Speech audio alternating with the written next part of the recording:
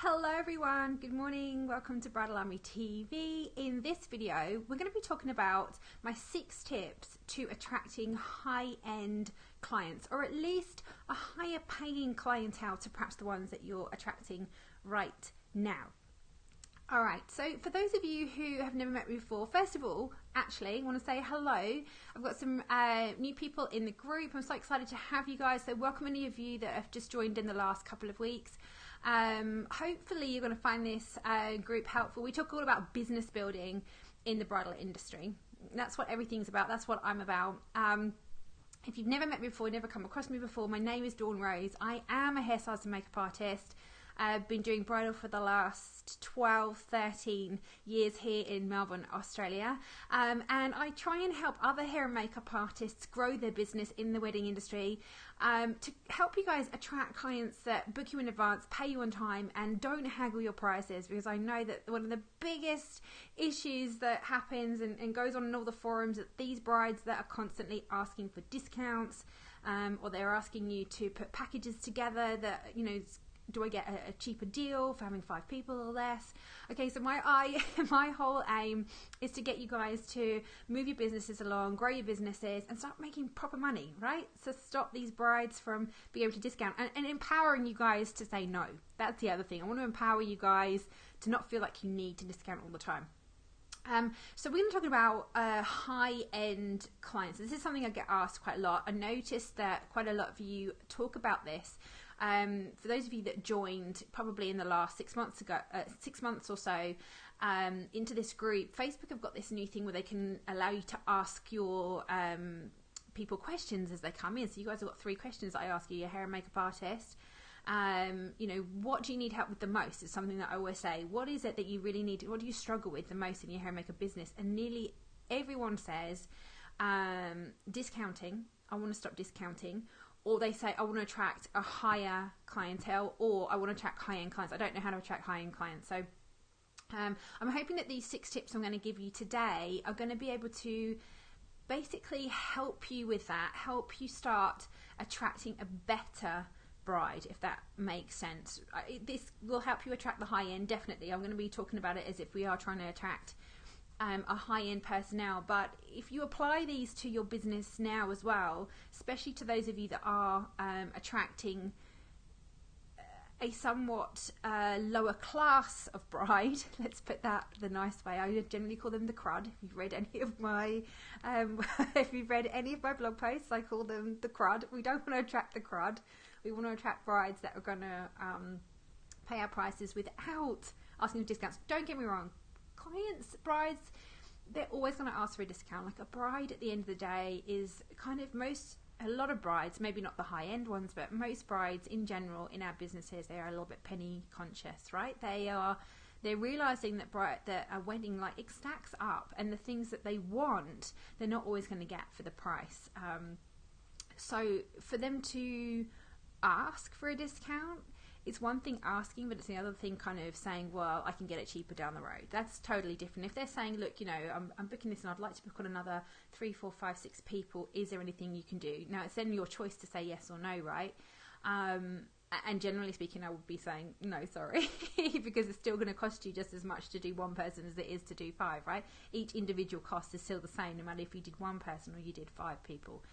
However, having said that, you know, there's nothing, or the bride hasn't got anything to lose by asking the question. So I'm not saying that by doing these things you're not ever going to get brides that are going to ask for a discount, because they just exist in the world, and you know, if we don't ask, we don't get, right, in any situation. But what I want to be able to do, what I'm going to give you my tips here, is to kind of knock it before it even gets to you in that respect. So in other words, if you can implement some of these changes, or some of these 6 kind of tips I'm giving you, you won't attract those people in the first place. That's my goal. It's so that you don't attract the people that are trying to get the discounts in the first place. So then you don't need to say no, because they're not going to contact you in the first place. So let's get started. First of all, my tip number 1 is to know your bride. And you guys know that everything comes back to this, right? Everything comes back to really knowing and understanding the bride that you attract. Most of you have taken my quiz. I know that because I've got hundreds of people that have or maybe not hundreds, but I've got about 100 people that have taken my quiz. Guys, if you haven't taken my quiz and you want to know the type of bride characters, it's like their character profile of the ones that you attract, you can go to dawnsbridalalarmy.com/bride tribe and you can take my quiz. What that does, it kind of gives you an idea of the type of bride that you attract in your business. Now, I'm not saying that only the modern bride is a high-end bride. I'm not saying only the natural bride, is never going to be a high-end bride. That's not true, because those types of brides, any bride could be a high-end bride. Just because they perhaps want to look a little bit natural and stuff doesn't mean they don't have any money, right? It's all about profiling your bride, though. So once you've taken the quiz and you know the type of bride that you attract, now I know some of you have taken the quiz more than once, and I know that you've answered it differently the second time round because you think you're kind of between two. You're thinking, well, I kind of do this, but I also do that. Always go with your first instinct. So go with the first thing. When you answered it the first time round, you went with your gut instinct and you came out with your bride. Now that bride profile is pretty much going to be your bride that you attract. There will be elements of other brides. I attract the natural bride. For me, it's all about the natural bride, but I do a lot of braiding in my work, a lot of braiding with my hairstyles. You'll see that a lot on my Instagram and my Facebook. I do a lot of braiding. Now that's probably more of that kind of boho look, so I do cross over into elements of other brides. I also do, a few of my brides have got very timeless and very classic dresses. But generally speaking, there's still overall that I would say, that kind of 80-90%, they are a very, very natural, very, very simple bride. So when you take the quiz and you start understanding, okay, this is the type of bride I attract, now it's all about profiling a bride. Now the first thing you can do if you've been in this industry a while is you can profile the brides that you generally attract right now. So if you're looking at attracting a better class or a higher end personnel, look at where you are now, look at where you want to be. So look at the brides that you're attracting. Where do they come from? What's their kind of income? What do they do for a living? What kind of venues are they getting married at? And then think to yourself, okay, so these brides are all kind of, they've got these things in common. And then think, but if I want to attract a higher end, they need to be getting married in this place, and they need to be, ordering these kind of flowers, and it's going to be, they're going to be on this kind of an income. You're going to start to see the gap, and then it's how you bridge that gap by really knowing and understanding the bride. Okay, so when you really, really know your bride, you work out your bride, your message, your brand, you're going to be able to think, okay, where am I going to find these brides? What kind of bride do I actually want to attract? I know the character, I know the type of work that I do, and you may find that the boho bride isn't a bride that is going to be the one that spends all the money, but maybe it's the boho bride, but you want the boho chic rather than the boho dero, if that makes sense. Dero is a term that Australians use for, kind of like not so classy, okay? But maybe it's the boho bride that is, that little bit more chic and that little bit more stylish. Yes, she might not have $100,000 wedding. She may not be the high-end bride, but you may be finding that you want to attract a higher class of boho bride than what you are now. So I want you to really look at those bride profiles. Take the quiz if you haven't taken the quiz. Download your profile, your bride characteristic profile that I've put together for you for that specific bride, and then start working on age, income, location that they're going to be getting married. Where do they actually physically live too? That's going to tell you a lot, about your demographic of your bride. If they live in a small old kind of area, it could be because they couldn't afford to live anywhere else. So do they have the money to spend on a big lavish wedding? Maybe not. So is that the bride that you want to attract, or do you want to look for a different type of bride? So you need to realize that if you've got gaps, first of all, work out where you are, work out where you want to be. Now, if you haven't done any weddings before and you are quite new to the industry, you're kind of a bit lucky because you can start from scratch. So you can look at that bride, again, that bride profile. And the way I've set the quiz up is it kind of, it's about you as well as about the type of bride you attract. So it's the type of makeup that you do or the type of hairstyling that you actually do. So you'll be able to take the quiz as well for yourselves, download the bride profile and think, okay, this is the type of bride that I'm going to attract because of how I do my hair and or my makeup. Where am I going to find these brides? Where do I want to find these brides? Yeah, that's another thing. Where do I actually want to find these brides? I don't want to find them in this area, this area, and this area because I know that they don't have the disposable income. I want to find them in this area, this area, and this area because I know that they're going to be earning a lot more. So if you're starting from scratch, do it that way. Still take the quiz, find out the type of character of bride that you're attracting, and then work out where you want to find them. Yeah, think about where I actually want. Where do I want to work? Where would I, what venues would I like to work at? So what kind of brides do they attract? Go onto their website, look at these things. Okay, so tip number 1, know your bride. It's pretty much tip number 1 in most of my trainings, right? Know your bride, really understand your bride, and profile them. Number 2, be where they are. Now, this is not two ways of looking at this. Number 1, be where they are as in social media. So if your brides are hanging out on Facebook, be on Facebook. If they're hanging out on Twitter, be on Twitter. If they're hanging out on Instagram, be on Instagram, Snapchat, wherever. Be where they are. You need to understand when you profile your bride, you know all about them. You'll know the social media platforms that they're on. I would always tell you to have a presence on Facebook. The reason why is because Facebook ads, Facebook targeting, and the amount that Facebook knows about people is unreal. So you need a presence on Facebook, whether that is, maybe a lot of your, most people have a Facebook profile, right? There's billions of people that have Facebook profiles. And chances are that maybe your bride doesn't hang out, maybe they do hang out on Snapchat because they're that kind of younger generation, but generally speaking, they'll have a presence on Facebook too. And, if you're trying to actually find brides and target brides and select the brides that you want to work with, Facebook is going to be the kind of key platform to kind of advertising your services. So I would always say to have some kind of presence on Facebook and be active. That's not to say just have a Facebook page and then not use it. Be active on it. But if you need to concentrate your actual more of your efforts onto another platform, then that's cool too. Now, the second way of looking at this is actual physical location. Now, this kind of ties in a little bit with your social media, and this is actually going to help you with content marketing, because I want you to think about physically where your brides are going to be wanting to get married.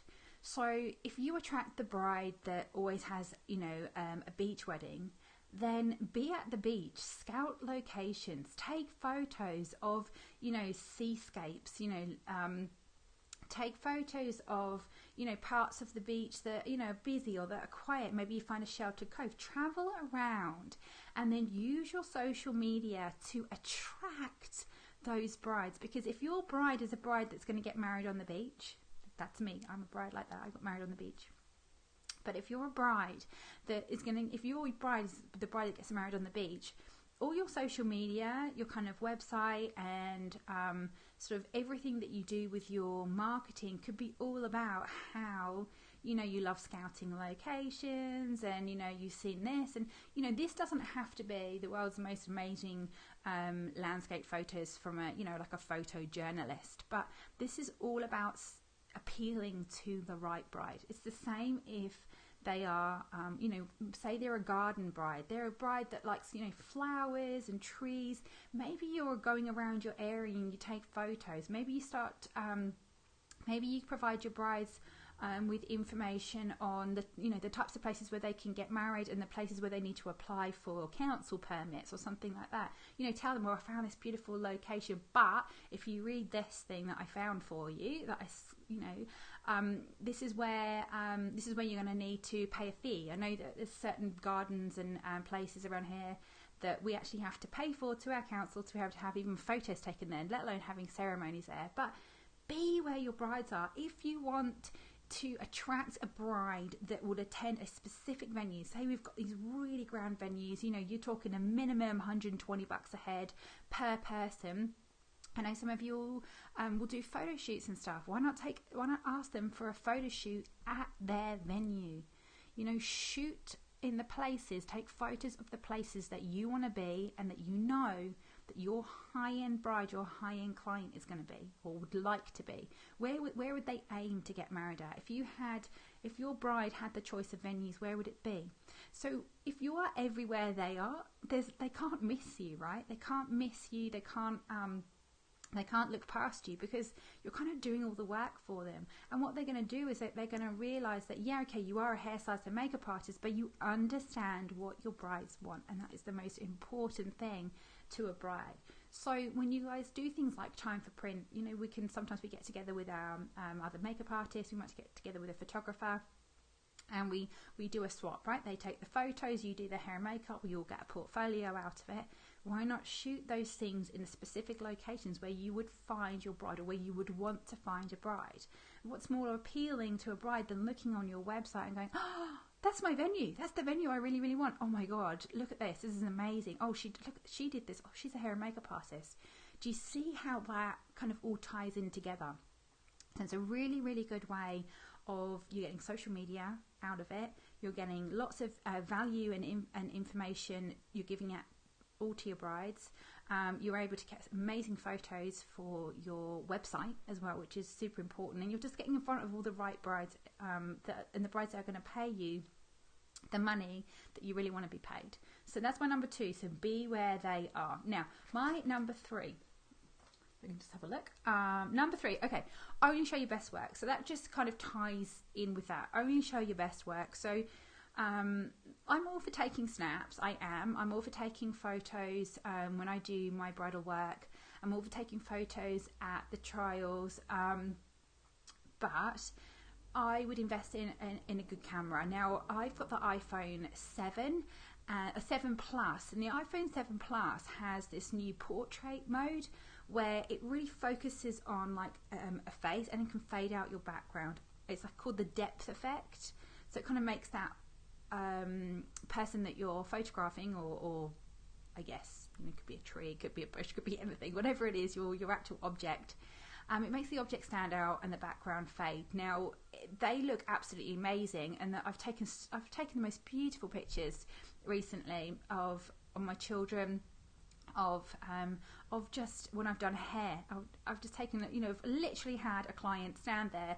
I said to her, look at me, turn your head, look at your shoulder, and I've taken a picture of their hair, and I've just used this portrait mode, and it looks amazing. Clean background. It's really kind of a key. I know it's difficult when it comes to wedding day because it can be really, really hectic, and I know that we do want to show, we still do want to show our best work, but what I'm saying is that a snap over a posed photo is where you're always going to win out, right? If you want to attract a high end of clientele, this is about attracting high end brides, right? If you want to attract those high end brides, use your best work.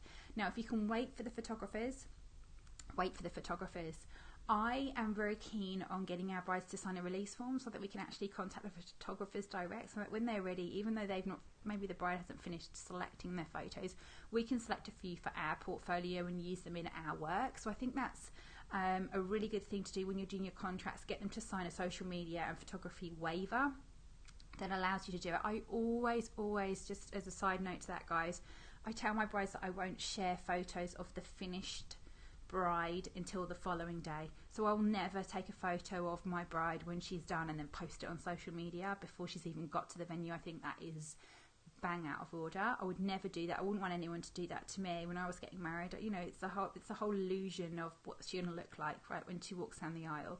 So even though I do take photos, you know, I might take a photo of a braid, or, you know, a half, you know, the top of a head, or maybe a hairstyle, but I would never ever show a full you know, face of makeup, a full hairdo of my brides or my bridal parties, and I like to wait 24 hours, and I tell them that. But if you get them to sign the waiver, you can get the professional shots from the photographers. And, you know, when we are trying to attract our high-end clientele, we want to use our best work. So either invest and learn how to use a really good camera, get a waiver from your brides. Just make sure that when you are taking photos, if you can, to try and take them on a blank wall, maybe even outside. It doesn't have to be an actual like white wall or anything, but just have it kind of plain, so there's nothing about it. It could be a brick wall, even it could be a fence, but just make sure that it's kind of like it's clean and it's tidy and there's nothing fussy about it. Also, if you're using your camera, as I said, just kind of learn how to use it to take a good photo. If you have to take snaps of the back of someone's head and there's a lot of fussiness going on in the background and you can't do a focus, you can use an app called After Focus. And what you can do with After Focus is that you can blur out that background. So I kind of recommend that app too. But really, when you're attracting high-end clientele, I'd be asking that bridesmaid to just get up, walk outside, and let you take a photo in natural light. Really, that's the best thing to do. Just find a blank wall, natural light, and take a photo of them. It takes like, you know, a couple of minutes, and if you've planned your day well, which you guys should, the more experienced you come, you'll plan these days really, really efficiently. There should be time to take photos of those brides and bridesmaids for your portfolio. But guys, just make sure that you're showing your best work, especially on your websites. Do not show snaps on your website. Your website should be beautifully designed, and you should be using professional photography. And if you really have to on your website, you can use stock photos. I would, again, use a stock photo over a snap, absolutely, 100% anytime. But obviously, I would use my own professional work over a stock photo at any time. So that was my number 3. Only show your best work. Number 4, give yourself a raise. Give yourself a price increase. Congratulations, you are all earning an extra $5. I want you to give yourself a price increase. If you want to attract a higher quality personnel, you need to charge more money.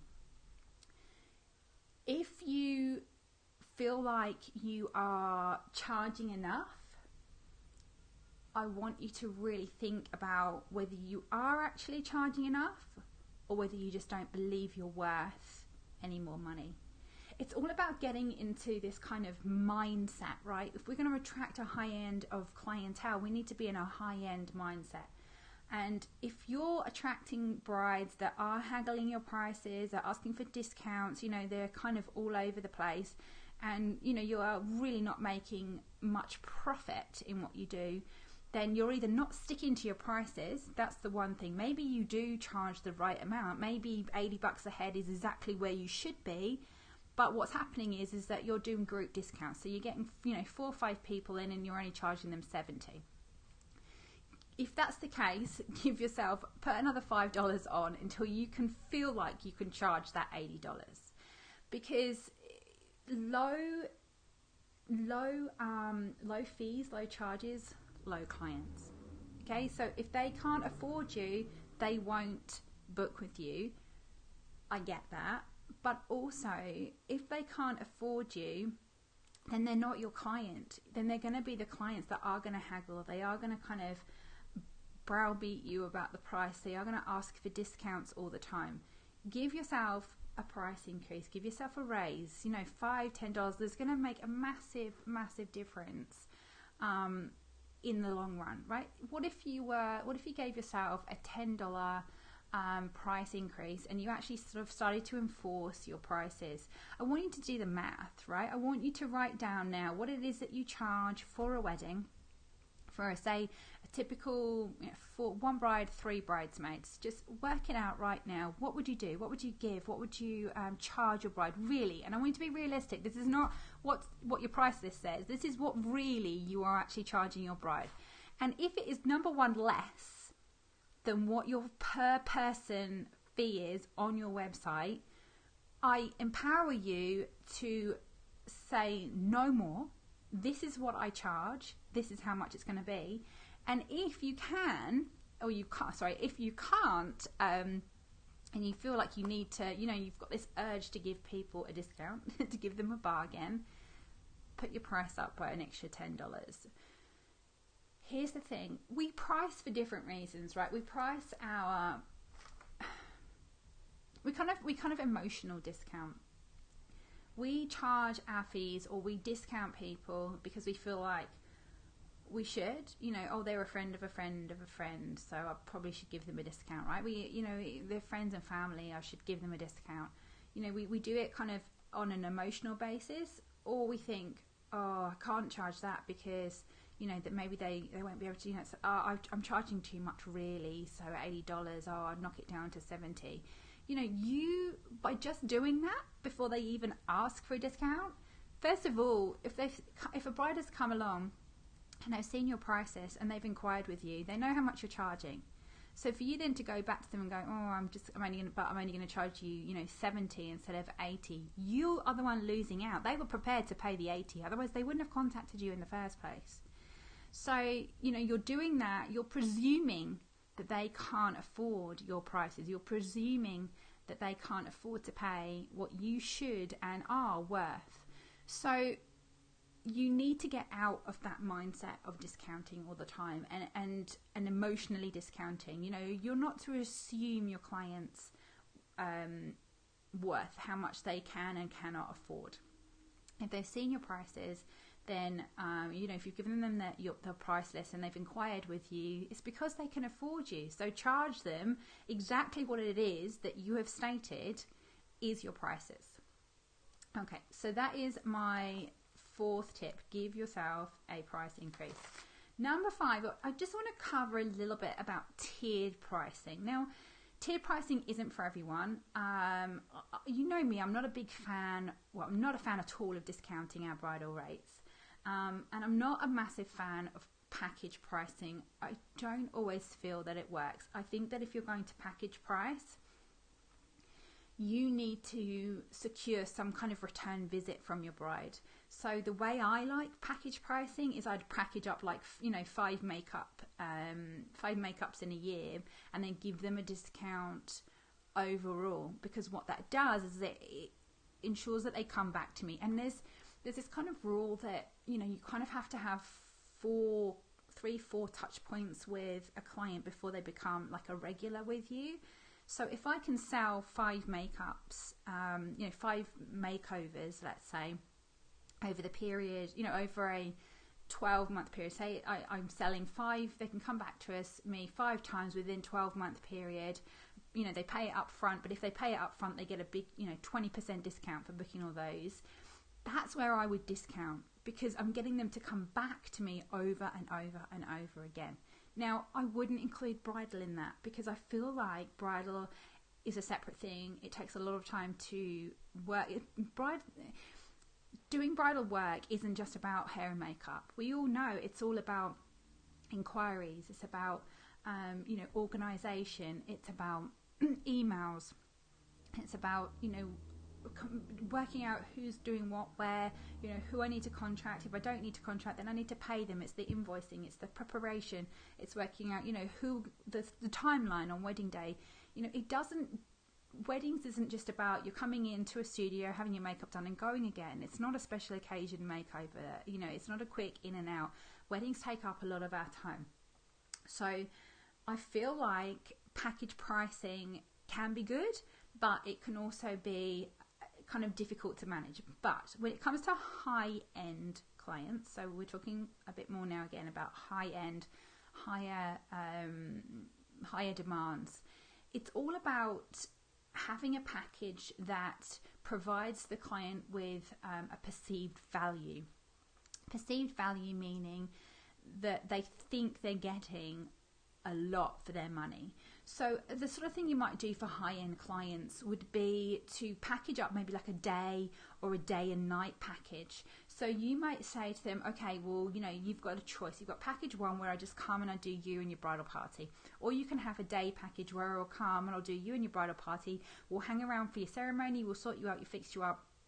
And then we'll and we'll have you ready. You can change your hair and makeup for your reception. So we'll do like a day rate with you there. That you might be charging them $1,000 for that. And then you might do a day night rate where you say, okay, so We're going to come with you, we'll stay with you for the full day, then you'll have another 2 stylists come in the evening, and we'll set up a cloakroom for you and your guests, and you'll have a hair and makeup cloakroom at your venue, and we'll provide any of your guests with hair and makeup that, you know, that want to have it done for free. But maybe that's something like a $2,000 price. So when you're looking at doing a tiered pricing, I would look at it that way. This is not about packaging or discounting, you know, extra services. I'd be doing some kind of a wedding day tiered price. Here's what we normally, this is my normal price. Here's my like medium price, and here's my, you know, extra special price. Give it a name. Don't use things like bronze, silver, and gold, because that sounds pants, right? You know, you want something like, I don't know, like elite, or use words like that, or, you know, VIP and elite packages. Make them sound special, make them sound really important, but, you know, include a lot in those things. Make it look like they're getting a real lot for their money. What I will say is this: 5%, roughly 5% of everyone that contacts you will take advantage of those higher packages. There's not a massive percent of people that will do. They should be there though. Why not? You know, there's no harm in asking. There's no harm in asking these brides if they want to take it on, if they want to do the next level. When you're attracting high-end brides, you'll be surprised at the fact that there will be those brides that do say, wow, yeah, we'll have that. You know, oh my God, are you going to set up at my venue? Now, obviously, that does take consultations with the venue, making sure that they're happy with things like that. But generally speaking, with those kind of higher venues that are, you know, $150, $200 a head, you know, for you to provide a cloakroom service for them, for your brides, you know, they pretty much will bend over backwards for their brides, right? You know, you were talking, you know, high earners, high achievers, people that have got a lot of money. Those venues will be bending over backwards for them, and if they want a cloakroom, if they want a cloakroom attendance, they want a cloakroom, if they want a cloakroom attendance, they want a cloakroom service, they're going to do everything they can, right, to actually fulfill that need for the bride. Lost myself there. Okay, so tiered pricing is a great way of providing extra value to your brides and getting in an extra income, but you've got to make sure it works for you. So make sure that you are, you know, if you charge a daily rate, if you're, you know, make sure that it's working out, that you are actually earning money. If you're charging a daily rate, you're going to need to hire people to come with you. So you're going to have, outage there. You're going to have staff costs. You know, make it worth your while, but make it high end, right? What do they get for that? Maybe you do something where all of the guests, you know, receive a, I don't know, like a makeup and like a lipstick and a lip gloss or something. Maybe that's something that your high end package provides, that they all go away with a goodie bag of some sort. Again, you've got to cover those costs, but if you're going to provide a high-end package, provide high-end quality. You know, this is not about going to the cheap shop and doing, like, you know, $1 nail varnish. We're talking whatever it is that you use, you know, whether that be MAC, Napoleon, maybe it's Gorgeous Cosmetics, maybe myself, Bodyography. Make sure that you're actually going to be providing them with a professional brand, but yeah, maybe goodie bags are something that you provide. Maybe you don't do a night package, but you do a touch-up kit that is really, really elaborate. So, you know, they get these massive gift baskets of stuff for the bride and the bridal party. So look into tiered pricing, but just make sure that it makes sense for you, and make sure that it can be priced appropriately, that you're actually going to make money on it. Because remember, there are overheads and there are outgoing costs. And make sure you ask your venues too, because that's really important. Okay, number 6. Put your prices on the website. Put your prices on the website.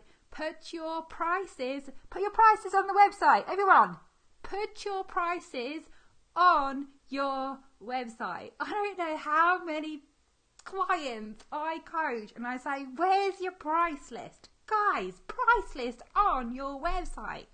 I am so passionate about this.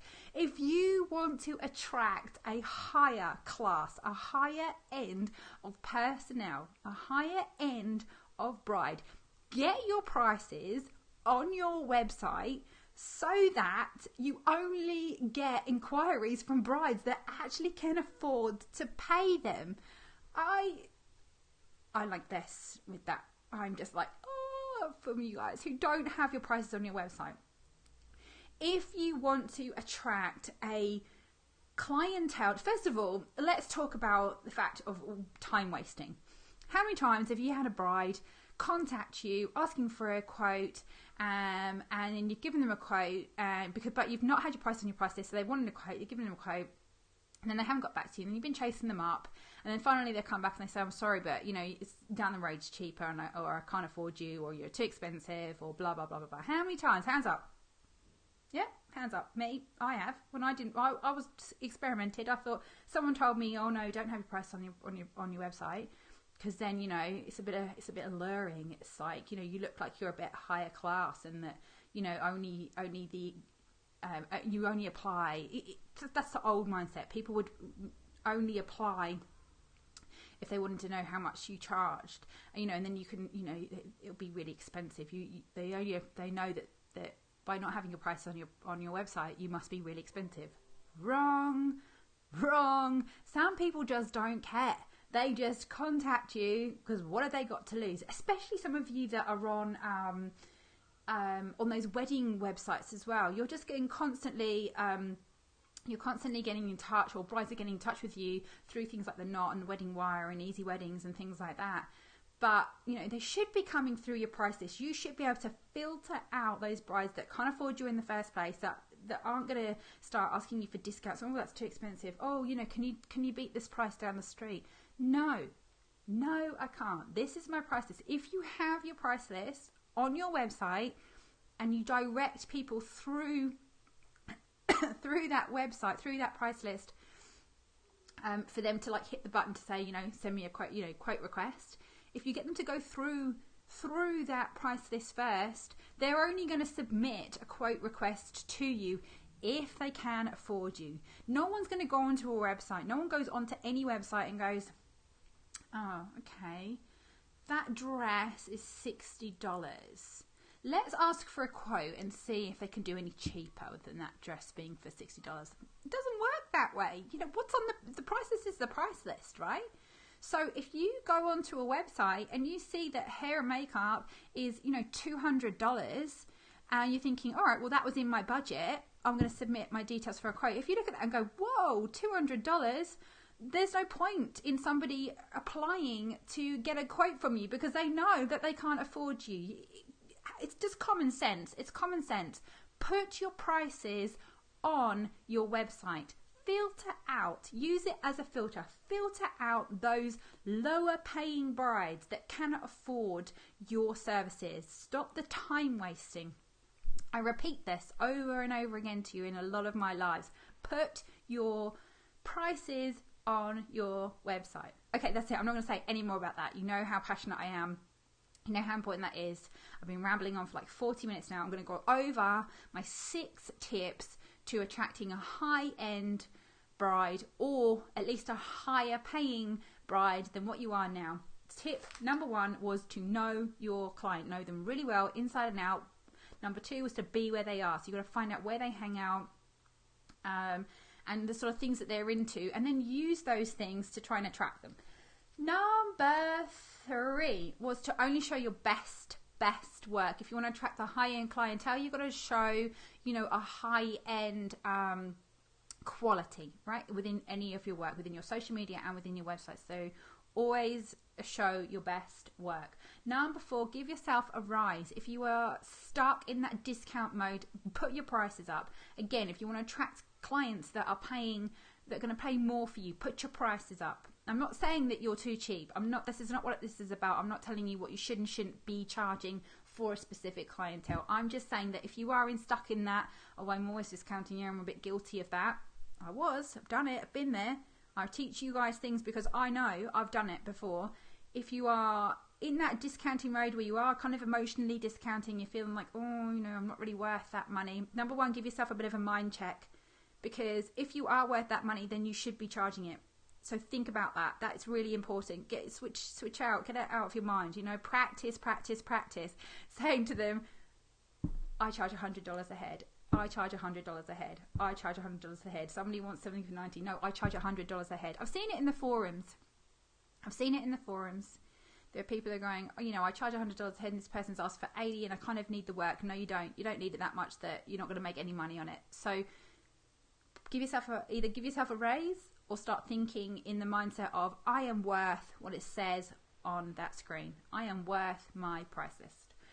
Number 5, tiered pricing. Have a look at tiered pricing. See if you can work it out for yourself. See if it's something that you could perhaps work into your budget. Now, remember what I said to you. This is not about I'm going to charge X for one bride, X for 6 bridesmaids and X for 10 bridesmaids. That's not what tiered pricing is. Tiered pricing is about what you have as your standard and then offering them extra and additional value on top of that for an extra and additional price. This is all about making them important, making them feel like they're a VIP, making them feel like they're the elite bride in the most elite bride in the world, the one person. Make them feel really, really special, that if they were to take this on, no one else gets this kind of service. That's what tiered pricing is about. It's not about discounting up and packaging what you already have. It's about giving extra perceived value. And number 6, put your prices on your website. Put your prices on your website. That is my number 6 tip. Guys, take care. Have a great weekend. I'm going to download this video and I'm going to upload it into the General Dawn's Bridal Army. I wanted to do this in our group today because I know you guys, it's something that I know that you have been asking me for. I try and do a weekly training over on Facebook, so I'm actually going to upload this onto our normal Facebook page because I want the general community to hear this too. But what I would love for you to do, please, if you've made it to the end of this video, please like, share, comment. I would really appreciate that, and I shall see you guys next week. Have a fabulous weekend. I look forward to seeing all of your photos from this weekend's work on Monday. Don't forget to post them in the group. I'd love to see what you guys have been creating over the weekend, and I'll talk to you again soon. All right, take care everyone. Bye for now.